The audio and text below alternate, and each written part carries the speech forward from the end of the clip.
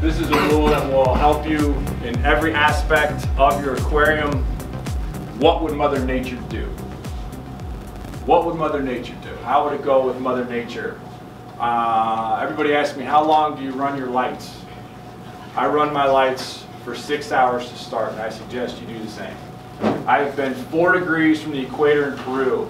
It is not 12 hours a day of full sun, 12 hours a day of darkness. Okay, there's clouds, there's cover, there's durations, there's, you know, there's a gradualness to it. But Mother Nature, how do you breed cory cats?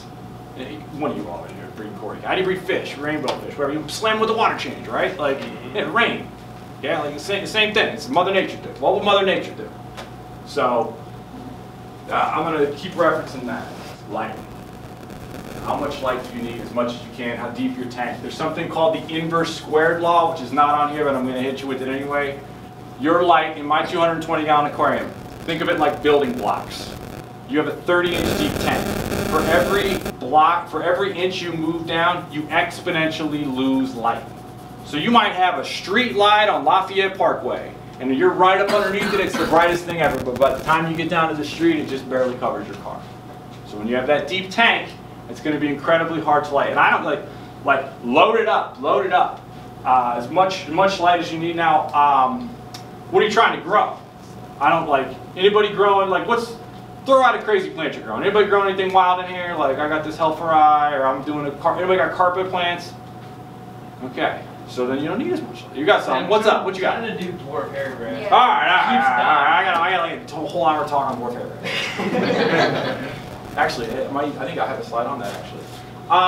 So what are you trying to grow, right? So if you're not trying to grow the crazy, if he's trying to grow dwarf hair grass, for example, Hemianthus cuba, guess where it's from? Cuba. What do you got to imitate? Cuba. Mother Nature in Cuba. So you got to have like the brightest light south to South Florida, you know, and it grows in this much water. So go ahead, you know, if that's how you want to do Mother Nature, you got to do Cuba. So I got ghetto is good on here.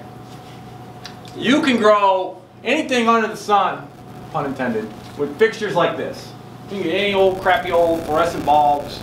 You got whatever you got lying around, but you got to have the right spectral composition. So you got to have the right bulbs in that fixture. But for years, I grew and still grow plants with the old T5s, the old metal halides. Don't get all, and this is me. Don't get all caught up in the Bluetooth app where you can make like a rave mode where the lights flick. No, like the plants don't care. They want the right light, and you got to hit them with the right type of light. And I'm going to talk about the right type of lighting right here. Okay, this is the single most important graph you will ever see regarding lighting. Okay, this is me going up to like, oh, that looks bright. I think this is good light right here. This is what human beings see. Okay, this is what plants see. It is the opposite. What your visual eye tells you about lighting does not matter. It can tell you it might be bright, but it does not tell you the spectral composition. Okay? What we see is the opposite. Now, I'm going to clarify that a little bit. If you have a light like heavy in the like saltwater actinic lights are horrible for a plant. The algae out the kazoo, plants don't use it.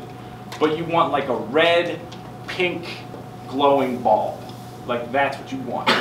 In my book, you want a bright pink, like color of that back window back there. The light bulb looks like that, you're winning. The middle panel.